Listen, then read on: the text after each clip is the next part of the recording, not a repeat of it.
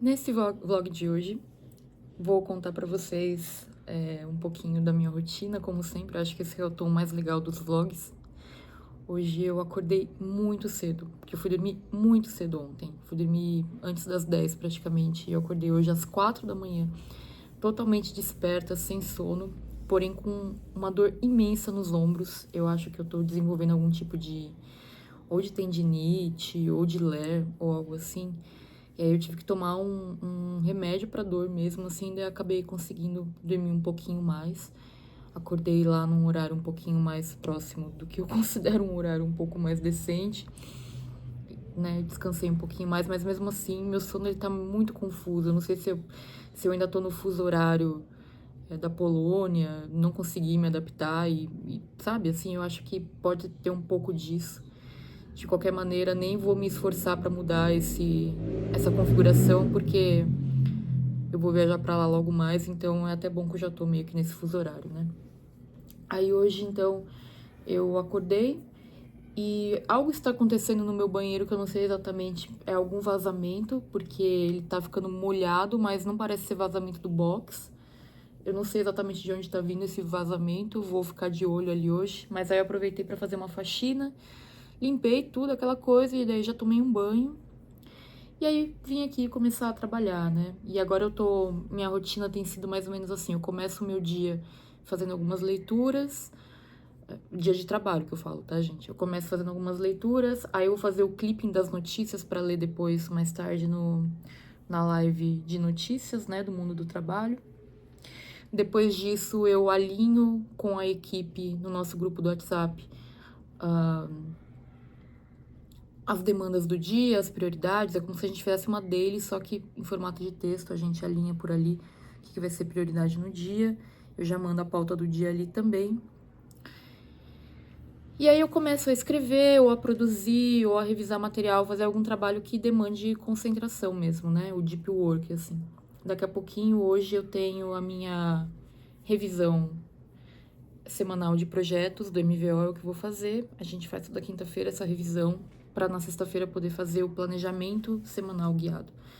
E eu amo fazer esse tipo de encontro ao vivo, assim, com o pessoal, porque é uma oportunidade de eu mesma melhorar a minha didática com relação a temas recorrentes, como nesse caso da revisão de projetos, que é praticamente uma revisão do planejamento do ano que a gente faz toda semana para garantir que o nosso sistema tá atualizado para a gente poder planejar no dia seguinte, né?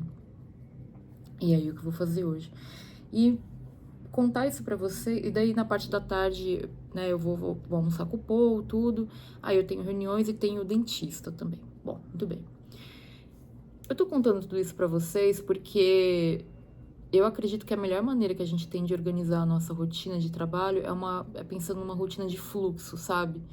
Então, para quem nunca leu, tem a teoria do fluxo, né? Foi desenvolvida por um professor chamado Mihaly, eu sempre não consigo falar o sobrenome dele. É um nome bem difícil, assim. Eu posso deixar aqui na descrição do vídeo o link para vocês conferirem o livro. É um livro muito bom de ler, assim, desses de produtividade. Acho que existem alguns livros que são icônicos, assim. Esse é um deles, que ele fala justamente dessa teoria do fluxo, né? De como a gente consegue sentir que o tempo tá voando quando a gente tá em estado de fluxo e como isso pode ser uma coisa boa. E para mim é fundamental que o meu dia seja dessa maneira. Eu eu preciso sentir que ele seja um fluxo, que ele não tem nenhum tipo de obstáculo ali. Meu rio, ele flui, a água do rio flui sem nenhum obstáculo, sabe? Sem nenhuma barreira. Toda vez que surge alguma barreira no meu dia, que seria, sei lá, algum imprevisto, alguma coisa que eu tenho que parar para fazer de uma outra forma, isso interrompe o fluxo e é ruim, né? Então, eu gosto muito dessa ideia de trabalhar com o fluxo. E eu tenho curtido muito, assim, no meu trabalho atual, né? Eu trago cada vez mais isso do próprio MVO, assim, esses planejamentos que a gente vai pensando num nível mais macro, né? Tipo de objetivos de curto, médio e longo prazo, quais são os meus projetos pro ano, e daí pensando nas entregas do trimestre, prioridades do mês, foco da semana. E aí no dia eu também escolho ali, de acordo com os meus compromissos e outras prioridades, aquilo que vai fazer mais sentido eu executar no dia. tá sendo tão bom fazer isso, assim, de uma maneira cada vez mais fluida, realmente. Eu sinto um amadurecimento enorme do método como um todo e a validação dele, porque cada vez mais ele tem se mostrado muito valioso. Uma coisa interessante, assim, né, é que eu tô fazendo uma série de reuniões essa semana com várias pessoas, né, porque a gente tá aumentando a equipe do Vida Organizada, mas, assim, essa contratação não está aberta, viu, gente? Então, por favor, não adianta vocês falarem, me contrata, como faz para trabalhar no Vida Organizada? De modo geral, eu busco na nossa base de alunos, né, pessoas que já são mais próximas, assim, e que eu acabo vendo ali, de repente, um potencial de participação. E é exatamente isso que está acontecendo agora. Tem algumas pessoas que têm feito um trabalho comigo na mentoria de sábado. 2 delas, então, eu estou convidando para poder... pra gente poder fazer alguns materiais juntos. Então, são pessoas que vão fazer a formação. Uma delas já faz, a outra vai fazer. Que vão ministrar aulas, workshops, tudo. E por que eu tô fazendo isso, né? Porque eu percebo que hoje quem dá aula praticamente, né, no MVO sou eu e a Maluzinha. E aí, quando eu não tô disponível para fazer as aulas, acaba sendo a Malu, então acaba sendo só eu e ela, só eu e ela. E eu acho que todo mundo se beneficia de ter outras carinhas fazendo as aulas. Porque por mais que o método seja um ensinamento ali que a gente replica e tal, e é justamente isso que faz dele um método, né? Ele é replicável para outras pessoas, não funciona só para mim, por exemplo. Mas cada pessoa tem o seu toquezinho ali, dá uma carinha, sabe? Pro que é ensinado. E isso é muito legal, porque as pessoas se identificam com as outras. Então, a gente tem pessoas de diferentes formações. Então, a psicóloga, sabe? A gente tem uma pessoa que é especialista em mindfulness, a gente vai ter uma pessoa que é especialista em diversidade, em autocuidado. Poxa, isso é muito enriquecedor pro método em si. Eu acho que a gente vai conseguir construir coisas bem bacanas juntos. Então, eu tenho feito essas reuniões, mas por que eu tô falando dessas reuniões? Porque, nossa, eu tô extremamente focada, assim, com relação a esse trabalho. Por que eu tô falando isso? No mês passado, eu compartilhei com vocês que eu li um livro, né, inteiro numa viagem e tal. Eu até falei aqui em um dos vlogs como que eu li o livro inteiro e tal. E nesse livro, ele falou uma coisa ali que me pegou muito, assim, que foi o lance de proteger a cultura da empresa e de compreender como as pessoas que estão na empresa, elas constroem essa cultura. E a empresa, ela é apenas um agrupamento de pessoas que pensam da mesma maneira, né? Então, assim, claro, num nível micro, né, que é o caso da minha empresa, que é uma empresa pequena, a gente consegue fazer esse trabalho mais artesanal, digamos assim. Mas se a gente parar para pensar, todas as empresas se beneficiariam, né, de ter ali pessoas que têm mais ou menos os mesmos valores, que buscam as mesmas coisas e tudo mais, né? A gente também tem discutido bastante, assim, a possibilidade de transformar o nosso trabalho numa cooperativa. Então, mais do que ser uma empresa que tem a Thaís como a dona da empresa, a gente pensar em modos de trabalho em que todos sejam o dono, sabe, assim? Porque a gente está falando realmente de uma cooperação de profissionais. Um outro aprendizado que eu tive também recentemente com uma amiga e mentora minha, ela abriu vagas para a empresa dela, né? E eu lembro que ela recebeu na caixinha lá de perguntas no Instagram uma mensagem de uma seguidora falando assim: quero muito trabalhar para aprender mais com você. E aí ela respondeu assim: poxa, mas eu tô contratando uma pessoa que venha para cá para me ensinar, para fazer bem algo que eu tô precisando que seja feito, que eu não sei fazer.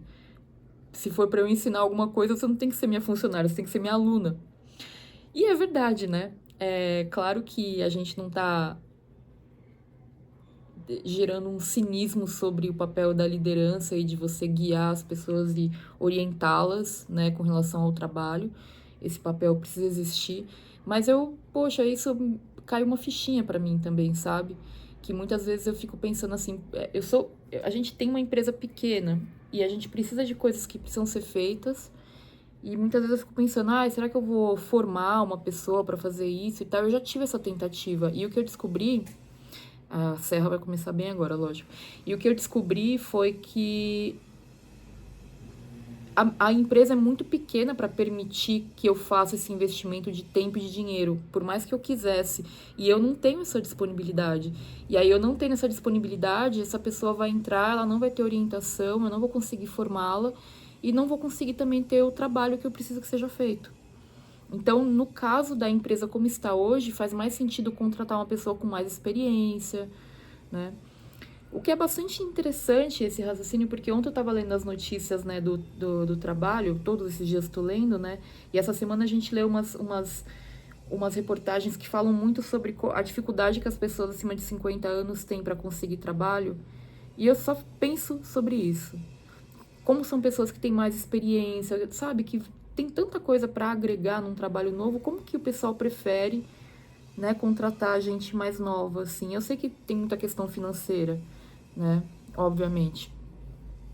Mas, enfim, eu acho que esses profissionais 50 a mais, eles deveriam ser muito mais valorizados porque eles têm muito mais experiência, enfim, né? É isso. Gente, eu queria até falar mais, só que com essa serra aí de fundo vai ser difícil. Essa obra aqui do lado do meu prédio, eu mudei pra cá já vai fazer quase um ano e essa obra está desde então e não vejo previsão de acabar, não consigo entender uma obra tão demorada como essa. É um sobrado aqui do lado que eles estão reformando provavelmente para transformar em um imóvel comercial, porque quando eu passo na frente dá para ver mais ou menos o que tá rolando ali. Mas que obra sem fim, né? E o meu apartamento, ele é no primeiro andar, eu fico de frente aqui pra rua, então fica esse barulho o tempo todo. Mas enfim, faz parte. Essas são as minhas considerações de hoje. Falei bastante coisa, assim. Eu tô gostando de gravar esses vlogs todos os dias, que também é meio que um registro diário, né, do meu pensamento, do que eu tô vivendo. Eu acho que pensando aí no futuro vai ser interessante de ver essa documentação, digamos assim.